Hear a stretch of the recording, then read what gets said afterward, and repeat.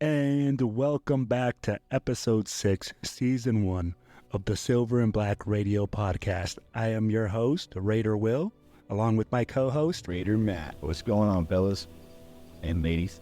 Yes, sir. Today's episode, we're going to go into sequence 3. We go over the good, the bad, the ugly of Game 2 versus the Bills. We also hand out game balls.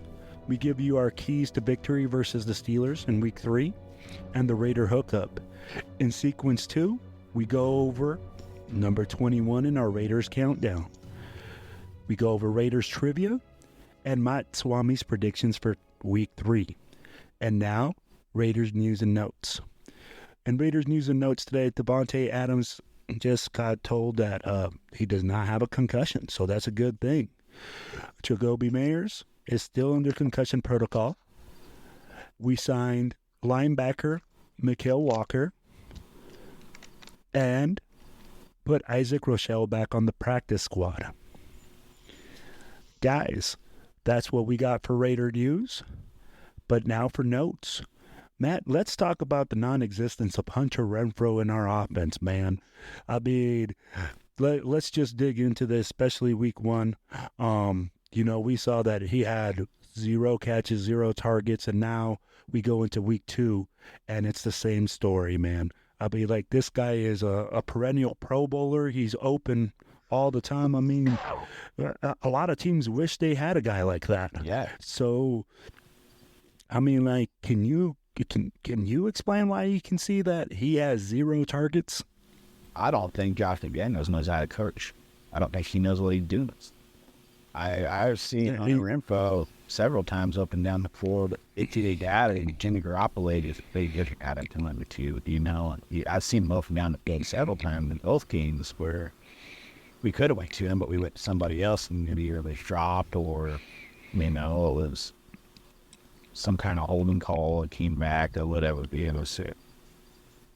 No, I agree with you there. I mean, like, if you guys watch the plays and watch the game in replay, it's really odd. I made a post about it, on our page where I said, hey, he's running open. Unless Jimmy G's not seeing him, there's some type of misconnection on the routes or the timing or something like that. It's honestly looks like it's just a hate crime where they're telling the guys, hey, don't throw it to Renfrow. But in all honesty, in my opinion, the guy's a beast, and you have to give that guy the rock and the opportunity. I don't think this is kind of just you with my opinion on it. I honestly think that Josh McDaniels doesn't want Renfrow, but couldn't get rid of him without laying out books. Now, he doesn't want to use him because Hunter Renfrow runs his own routes. He does his own routes and off the top of his head. He doesn't run it. It's like you might have seen that when we had our other, with John Gruden. So I don't know. That's just me. I think McDaniels, yes, the player gets under his skin in a certain way. He's quick to bite him or just ixnay him out of the whole. I don't know. That's kind of, I don't know. I just don't like McDaniels like this. I just don't think he can coach. I don't think he's using them right. Oh, I think it can be a lot of things. In my opinion, when you have a perennial Pro Bowler, you have to take advantage of that, And honestly, the way that he plays, I know that Renfrow has his own style of running routes.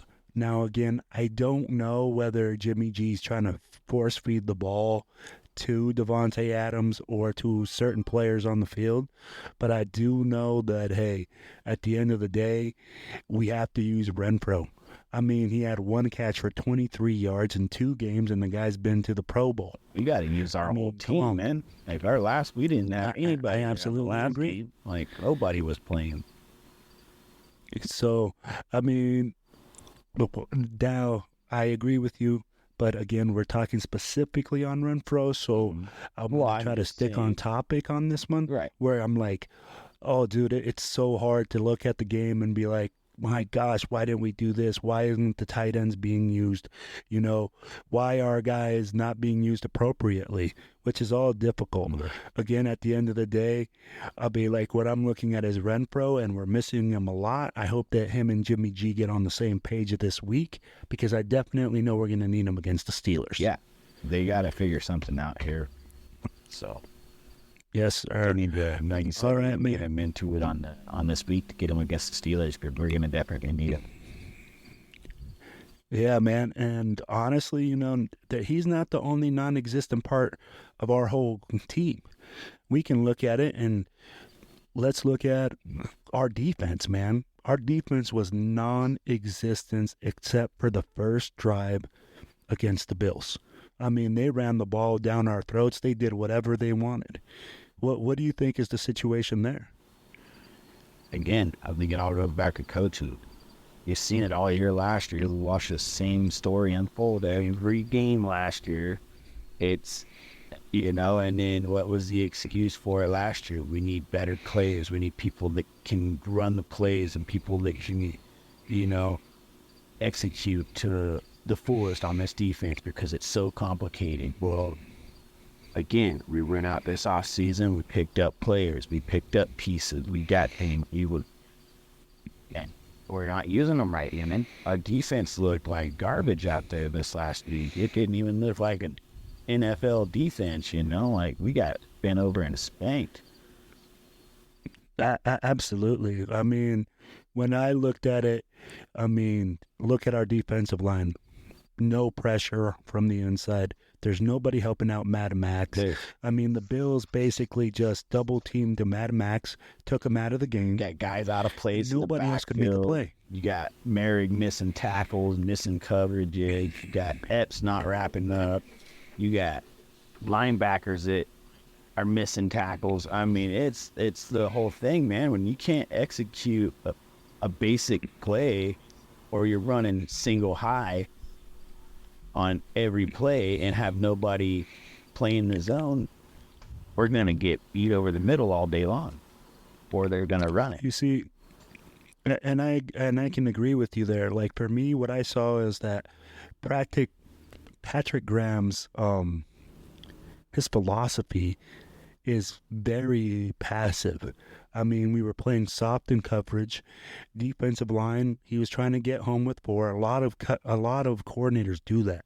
Okay, they try to get home with 4 and have a whole bunch on the backside. You have 7 on the backside. But the problem is, when you are not getting home with 4, and the guys have all day to throw, the extended zones are huge. Mm-hmm. So it's hard to stay in coverage. And a way to remedy that is to bring pressure. Now, we started bringing pressure at the end of the game, but at the end of the game, it didn't matter. Yeah, we already in garbage. I mean, like, they probably had second. We hit them twice.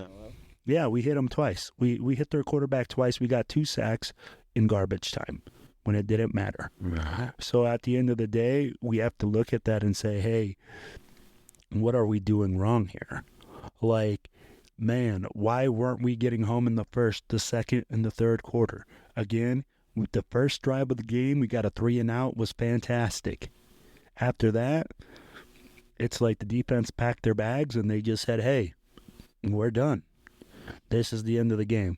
Now, I'm not going to say that I expected our team to go in there and spank them. Mm-hmm. I'm like, because that's unrealistic. Nope. I'm like, but I did expect us to be more competitive, and I think defensively we just were not competitive at all. I don't think we were competitive all around. Like, defense was, like you said, it was horrible. Yeah. All around the whole football team, the whole football team is garbage. You know, I think we need to go back to the drawing board on everything. I agree. I mean, like, I think, you know, from game 1, we saw that, hey, we had some success doing certain things. But let's be real. The Broncos are not the Bills. The Bills are a perennial playoff team where we want to be. And the Broncos are a cellar team. Mm-hmm. We beat a cellar team by 1 point.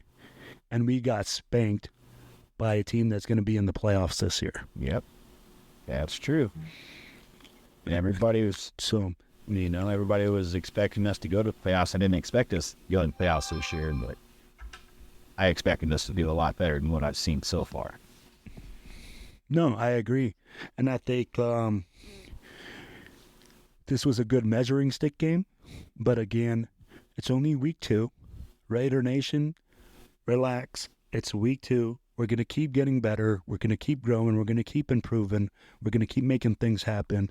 I think we have a long ways to go. But at the same time, I'm not going to say, hey, it's season over. We suck. No. We're done. We should just wrap it up. There's still time.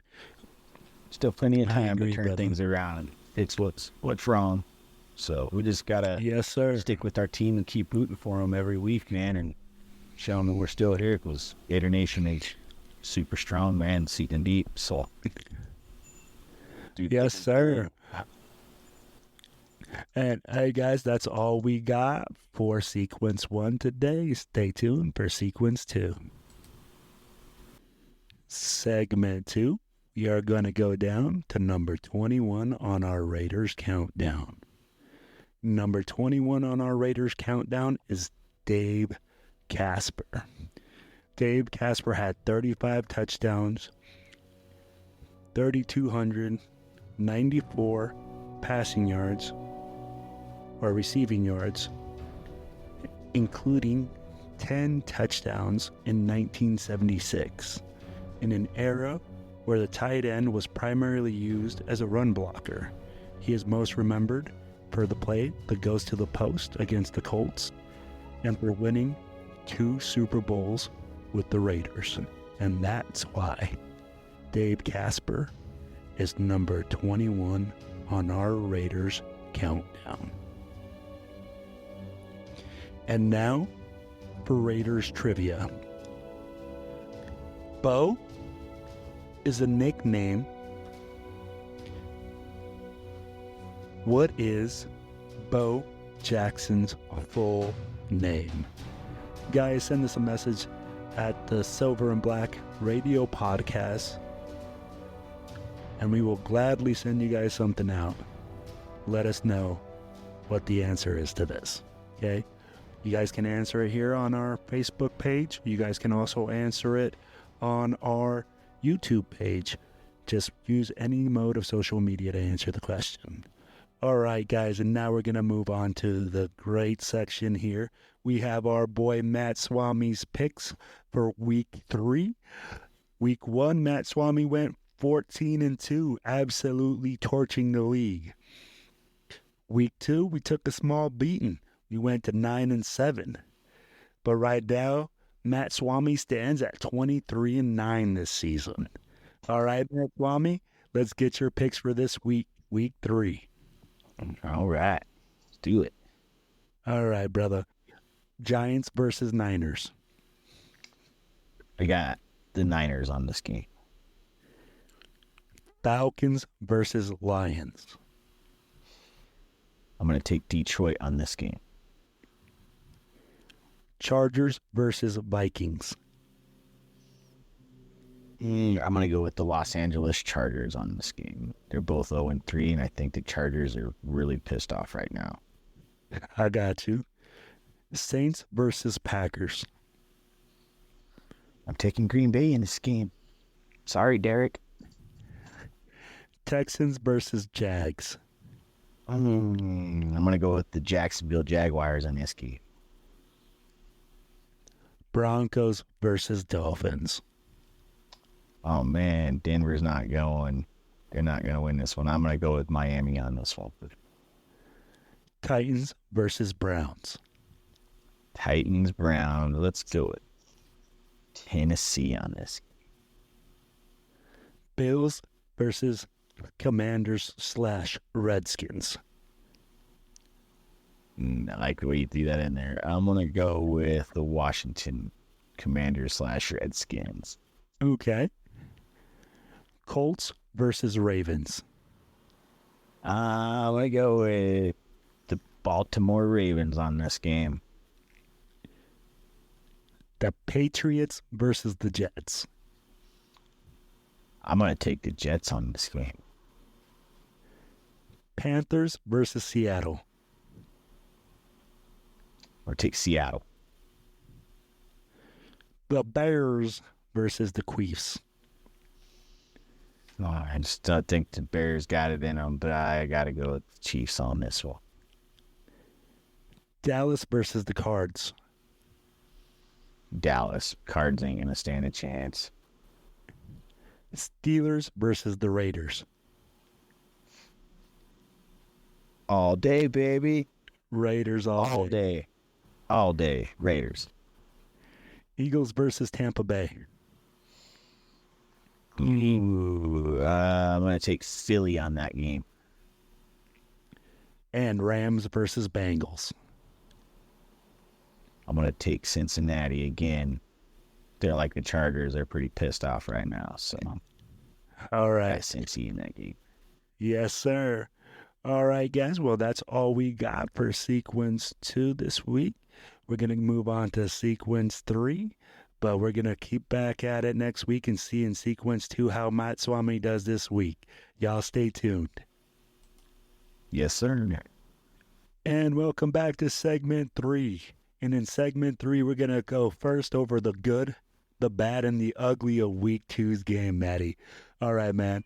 So I know that a lot of people are going to say, hey, there is no good that it can come out from this game. But in every game, there is some good for a team, man. So, hey, what do you see as the good for this game? Yeah, like you said, there's not very much good that came out of this game. But if I had to say any good that came out of this game, I'd have to say it would probably be the linebacking core. Man, Divine Diablo making tackles. One of the only guys wrapping up. Breaking passes up. Robert Spillane, another guy that was doing pretty good out there. It seemed like they were meshing together pretty well while everybody else was trying to figure out where they were at on the field, what they were doing. But they seemed to be pretty good in the run game. And Spillane, sideline to sideline, that guy, it seemed like he was in every tackle or close to every tackle. Absolutely, man. I mean, I agree with you there.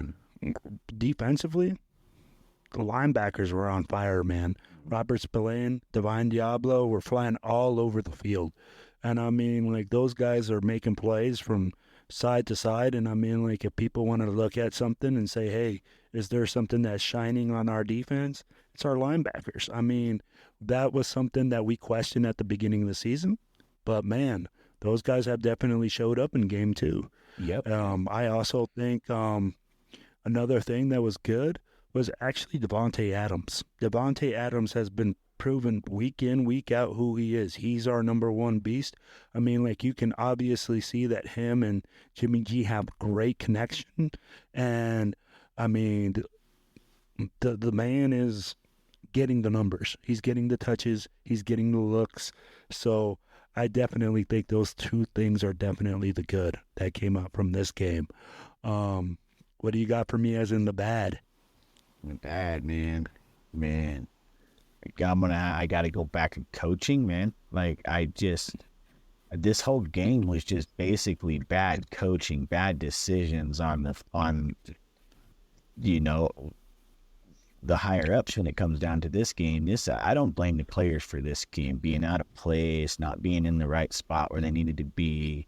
Like you said, when we were sitting there watching them play, there was a lot of man up, soft coverage, and some guys like, Jacorian Bennett, man, that guy's got to be a press man, dude, and you got this guy playing soft and backed off, and by the time he's getting to the ball, that guy's already caught it and gone, so I think, it's definitely the coaching, like I'd have to just say it was just all around bad coaching in every aspect of the game.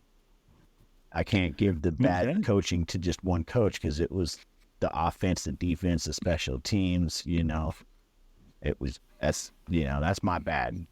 I think they need to fix that. If we're going to win at home on our home opener in front of our fans, we gotta pull it together. Our coaches has got to figure something out. No, I agree with you.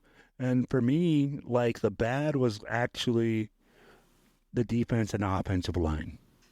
those were terrible. For me, the bad was just bad. I mean, like, look at it. Our offensive line, they did a great job when it comes to pass blocking, but when it comes to run blocking, man, I mean, we got absolutely torched. We got beat down. We got guys in the backfield. I mean, Ed Tolliver was in the backfield half the game. I mean, when you have Jacobs back there, he's a perennial all-star, and everybody goes like, yes, it's Josh Jacobs. He's a beast. He can do this. Bro, he can't break 3 tackles in the backfield. I don't know very many guys that can. It's not 3 tackles, man. It's their whole defensive line plus our line that was getting pushed into his lap. You're fighting 4 plus your 5. So I mean, there's 9 guys you're trying to get by the whole game, and I mean, like, it was terrible.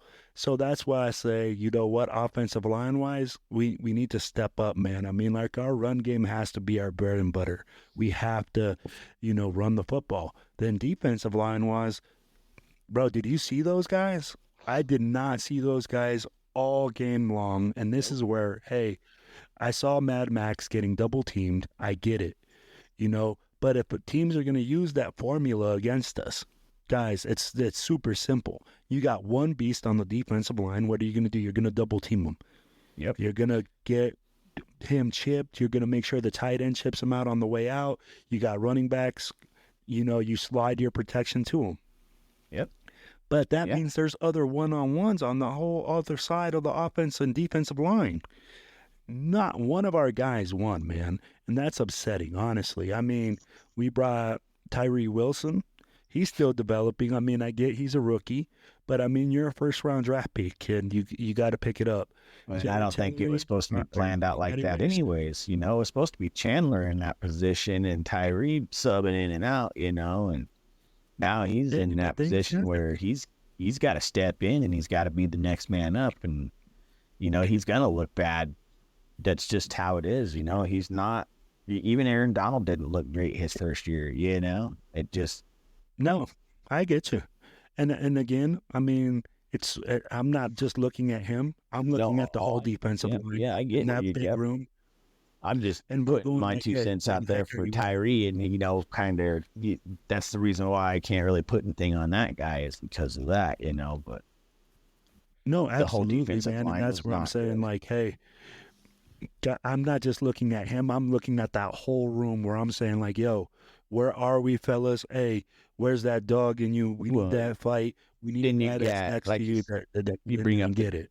The two. You bring up the double man on Max Crosby, and then you got guys that are singled up on the other side, and they're just not getting through. You should be able to get through that line if you're single one-on-one. You know what I mean? And you got that's what nothing. You train for. That's what you train for. That's what you should be doing. And exactly. And we brought guys back because we were like, hey, last year they were showing things. They were showing improvement. They were doing this, and we brought them back, and it's the same story. It's the same thing, We're just not getting that penetration. No, and I'm there with you. So that's where I'm like, hey, Malcolm Kuntz, he shows great promise in the preseason, always shows great promise. But again, we're waiting for him to bust out of that shell and make something happen. Look at the way that the Bills ran the ball, bro. I mean, like, we were waiting for Josh Allen to run it on us. No, it was Cook. Cook burned us for 123 on the ground, bro. So, I mean, like, hey, at the end of the day, we know that our interior line needs to get a push. We know that, hey, all those other guys on the D need to get a push. So I look at the room and I say, man, we need to step up, gentlemen. We need to make this happen. And I don't know whether it's a scheme thing. I don't know whether it's just the way that the coaches are teaching them how to play that position or what to do. But for them to not get any pressures, for them not to create havoc is definitely killing our backside. Right. We don't have these guys that are lockdown corners that can sit out there for 15 minutes. That's what it seems like. The guy had 15 minutes to throw the ball. Yeah. I mean, like, we watched the game there. We were looking at it, and he had a clean pocket. I mean, I could have thrown the ball for a couple, receptions, and I know I can't throw. And quarterback could have thrown the ball to himself, man. Like, that's how much time he had. Yeah, I mean, like literally, I could have called my mom, like had a sit down chat back there, like had some tea, Yeah, yeah, and probably still got a reception, bro. yeah. I mean, like that's how crazy it was when we were looking at the game. All right, so that's my thing for the bad. Now let's move on to the ugly. Okay, what's the ugly for you? The ugly for me would have to be, I'd have to circle back to your line, like where you're talking your line, bro, on your defensive side. You just weren't getting that push. It was just ugly. It was pitiful. It was painful to watch. It seemed like every time our offense got out there, we had a 3 and out real quick. And then our defense was out there for 20 minutes every quarter, man. There's only 15 minutes in a quarter, and Well, just, we didn't see offense the whole second half, but for what, 5 minutes? 13 plays. 13 plays. That's probably not even 5 minutes. 13 plays. Yeah. So, I mean, like that goes to show. That was the ugly for me, man. It was an ugly watching that defense, man. Yes, sir. The ugly for me was actually what you were talking about, which was the coaching. For me, it was ugly because, I mean, like, did you make any adjustments? Did you say, and I'm not trying to tell you, hey, go in at halftime and trash your whole game plan and say, hey, our game plan is shit. Let's just start, switching it up and we're going to go into an air raid and we're going to change up our whole system. No, I'm not saying that, man. But when you're saying, hey, Mad Max is getting double teamed, what are we going to do in order to create, him getting one-on-ones or this not happening?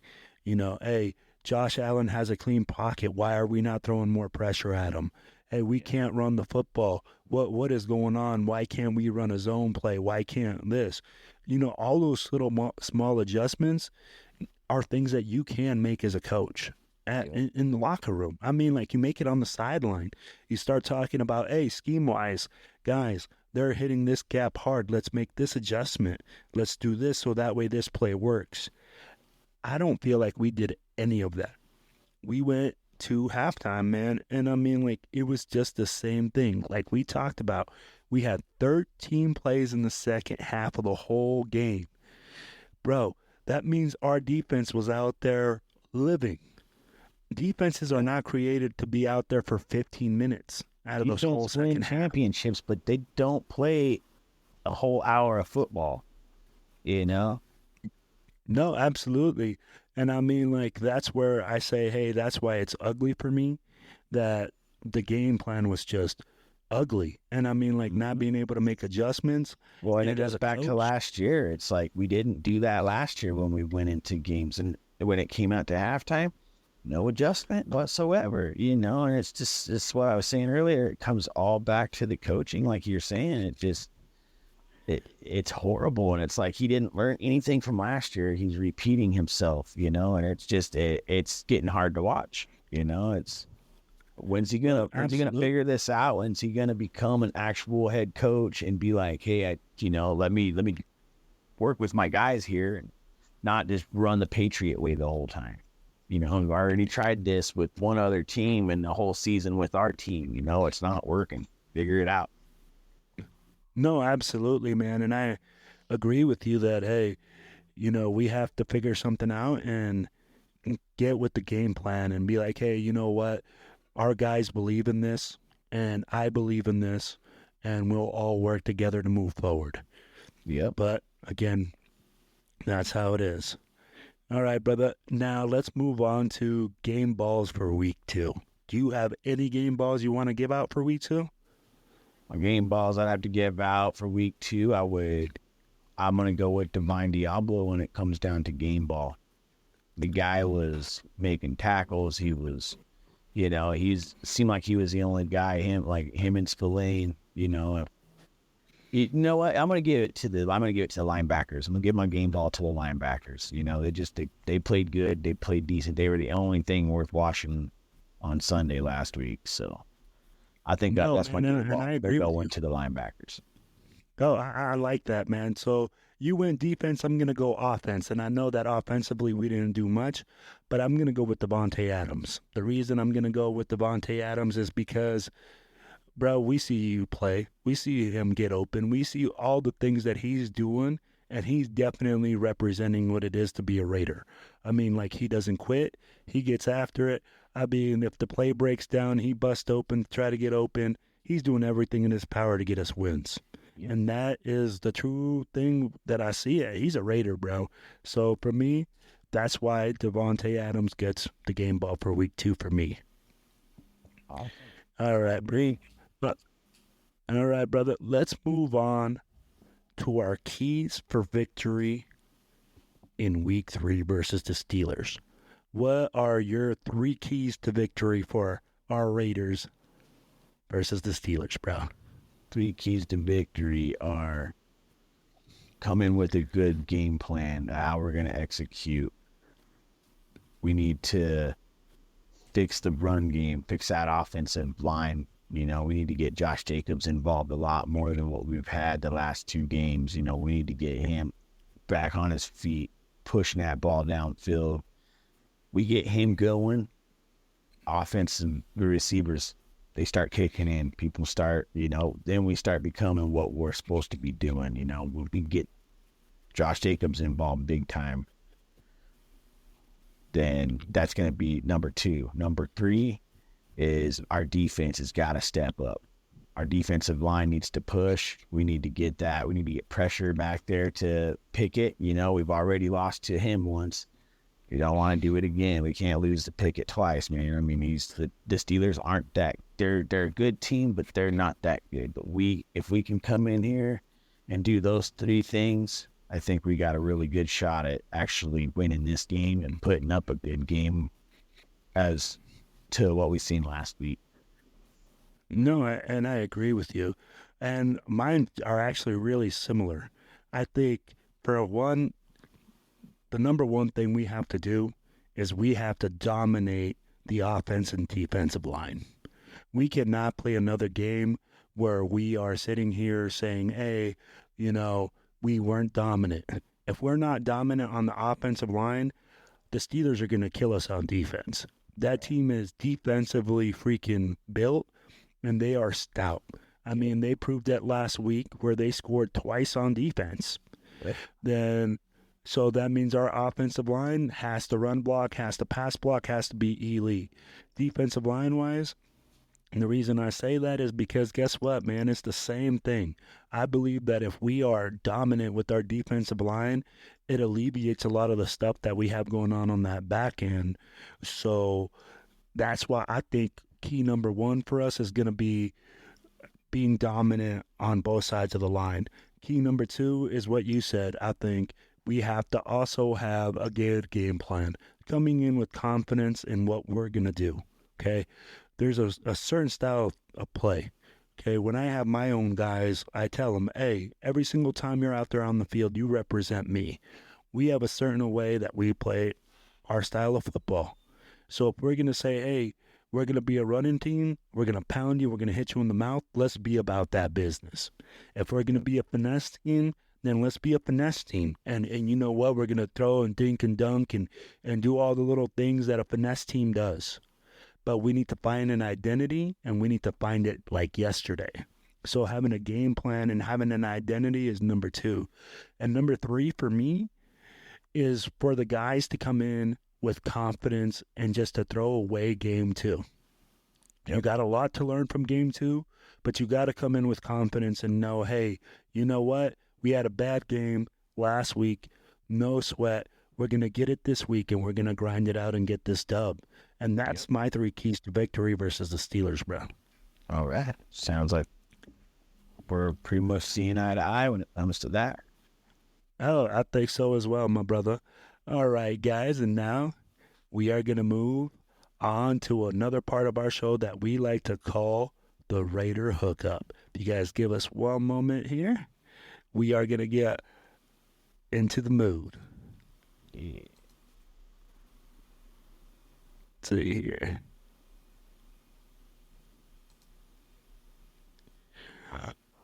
Oh Yeah, baby.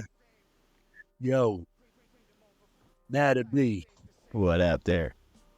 We had it tonight, baby.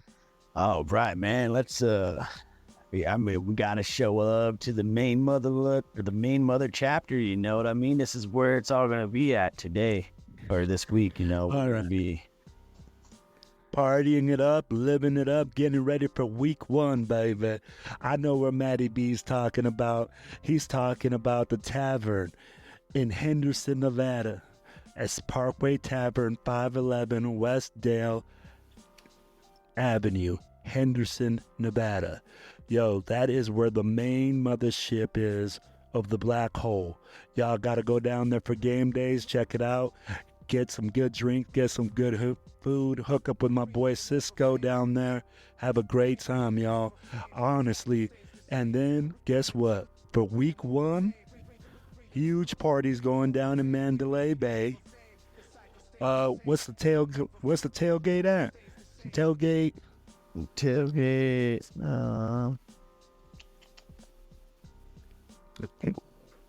We will post that on our page. I think it's lot C or J.